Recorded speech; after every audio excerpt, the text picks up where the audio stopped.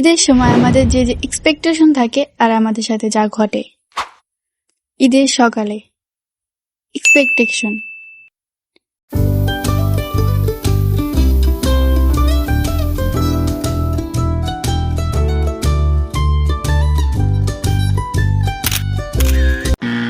Reality 5 minute পর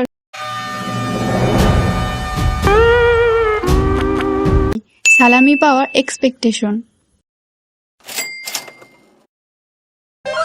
এইবার বন্ধুদের সাথে ফুল মজা করব। রিয়েলিটিতে যা হয়, চাচা টাকা দিতে গিয়ে বলে, চাচা বড় হয়েছস, এবার সালামি লাগবে নাকি? খাবারের দিকে এক্সপেকটেশন যা থাকে, বিরিয়ানি, রোস্ট, কাবাব, পোলাও সাজানো। আজকে আনলিমিটেড খাবো। রিয়েলিটি মা এক প্লেট ভাত ডাল নিয়ে আসছে, এত মশলা খেলে পেট খারাপ করবে, এটা খাও। আমি তো রাগে ফায়ার, ঈদ আর করবই না। ঈদের এক্সপেকটেশন,